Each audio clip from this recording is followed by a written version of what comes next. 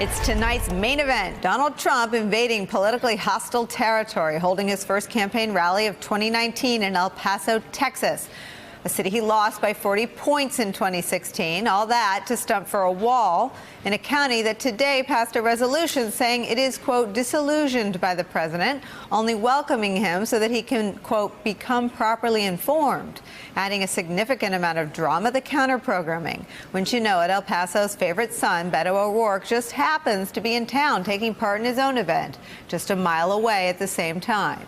And as they arm wrestle over Trump's wall in Texas, back in the Capitol, Congress is doing the same. The top 4 congressional negotiators meeting this afternoon, trying to restart talks after a breakdown at the end of last week. The clock is ticking, though. On Friday at midnight, the government will shut down again. The table's back. This is a sort of calamity wrapped in a conundrum, wrapped in, you know, a bunch of people that don't really have the interests of the people they represent or the people they hurt with the last shutdown in mind. You're talking about this administration? Well, I'm talking about, I mean, the administration is sort of hurtling toward another catastrophe. And what's interesting is Trump hasn't changed his pitch from the first time around. He's doing the He's lost support. Right. And we know his pitch the first time didn't work. His favorable numbers, approval numbers dropped. His reelect numbers dropped. He was blamed for the shutdown. His party got some blame for it too. But he's conducting himself the exact same way. He's going to hold a rally where he's going to demonize immigrants again. He's going to lie about facts about El Paso. This is part of his playbook, and it's really interesting that he hasn't changed how he's making this argument to try to keep the government open. He's just falling back to what he just did. But that's because he doesn't care about keeping the government open. And I think I can say that objectively without sounding biased, because he cares about a border wall and he cares about fulfilling that promise that he made to his supporters in 2016. I mean, what is he going to run on for re-election in 2020? He can't say promises made, promises kept if the border wall has not been built and immigration has not been handled, which he said he was going to do as soon as he was elected. So to him, he doesn't care about the government shutting down. How often does he speak about the 800,000 federal workers who went without a paycheck, or the over 1 million contractors who are never going to get back pay, people who had to apply for unemployment benefits for SNAP, who were being kicked out of their apartments or their power was being shut off because of this government shutdown? He talks about that very little because he doesn't care. He cares about building a wall and being the first president, he will say, to do so. But he won't if he doesn't get any money for it. And it sounds like Republicans in the Senate, at least, have warned him against doing it by executive order or by an emergency declaration.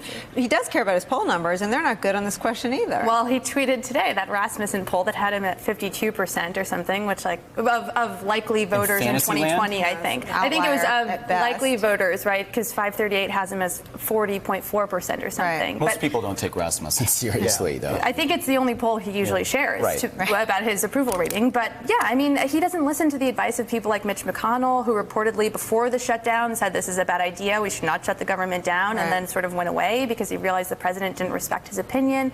I mean, the president wants to do what he wants to do, and he wants Congress to either come to the negotiating table, not willing to negotiate, but willing to capitulate to whatever he's asking Which they for. won't do. What if Beto gets a bigger crowd? That seems like... What? Well, that's what I'm wondering here. You know, who did the advanced planning for this? Who said, go to El Paso, Texas, where you are overwhelmingly unpopular, where you've already been caught lying about the crime numbers, and where Beto O'Rourke might actually have a counter. I mean, the split screen is going to be kind of a first for Donald Trump. If he actually gets a bigger crowd, well, that of course is the coin of the realm in Trump land for all of this. But yeah, I mean, this is what Donald Trump cares about, and this makes me think that he may be edging toward an emergency order, since he doesn't appear to be at all interested in the congressional negotiations at all, which is kind of odd because he's really kind of caved on this wall already.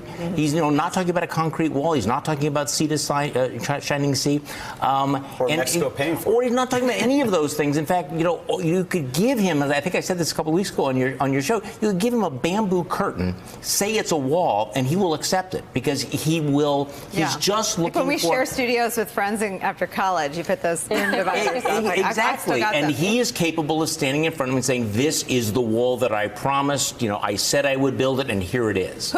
I think a lot of culpability, though, is on the Republicans. He doesn't respect... No one has his respect, no one has his ear, and no one has the cojones to say, Mr. President, it ain't happening. And he's going to a town to make the case for a wall that was safer before they built a fence. Yes. Well, that's, again, why did they pick this particular town? Because in many ways it refutes... It makes the opposite point. It makes the opposite case.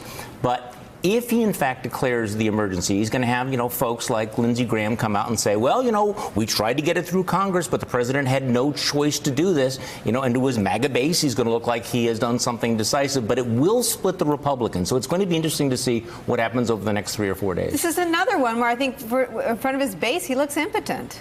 Sure, but it's very hard to convince the president that he is doing something wrong. He doesn't believe that, and as long as he can spin the message, which he will do tonight on Twitter, whether or not he has the bigger crowd size, whether or not Beto is able to turn out more people, he will spin it in a way that he will himself believe and his voters will buy. That's the whole issue, is that they buy into whatever he says, regardless of the fact that it is completely untrue. Can we all try to, I feel like we could write the tweet tonight. He's going to find some screen grab of his rally where they look huge and some screen grab. Like, this is what he'll do tonight. He won't be working to protect the 800,000. He will not be working to find his schedule leaker, who I hope gives you more schedules tomorrow. He will be on the internet, someone show me how to he will be looking for pictures of his crowd and Beto's crowd and try to see which one's bigger. It's not even the wall that's going to matter tonight. It is the crowd size. And so we can predict what the reaction will be tonight. I'm sure there will be White House staffers working furiously to find that exact image that will tell the president's story. So I hope we're getting some rest. Let me just put some facts into this conversation because we know the president won't. This is a fact check on Trump's claim about El Paso's violent past. This is the president's claim. The border city of El Paso, Texas, used to have extremely high rates of violent crime. Now, with a powerful barrier in place, El Paso is one of our safest cities. Fact check, false. Crime fell 34% between 1993 and 2006. Guess when barrier construction began? 2008.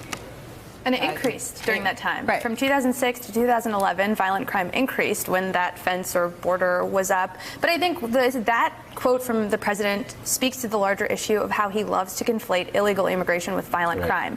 Sure, maybe a fence deters some people from crossing the border illegally. That's not violent crime. Crossing the border is not a violent crime. But he loves to push this narrative that illegal immigrants are the ones committing the most violent crimes in the United States because they're coming over here and they're bad people. But that's just wrong. They're two totally different issues that, again, he doesn't even care to know or speak the truth about the nuances of those two issues because that's not what he cares about. But Emily's right, though. This is what his base will believe. They like the fact that he's linked together legal immigration, illegal immigration, economics, crime, terrorism. It's all one package. Right. It speaks to the fear that his base has, and he understands how to play off of people's fear. That is why he won the election in 2016, and he's continuing to do that because the message works. The fear and the scapegoat. We'll see, because numbers are at the lowest in any point in his presidency. Donald Trump. Hey there, I'm Chris Hayes from MSNBC. Thanks for watching MSNBC on YouTube. If you want to keep up to date with the videos we're putting out, you can click subscribe just below me, or click over on this list to see lots of other great videos.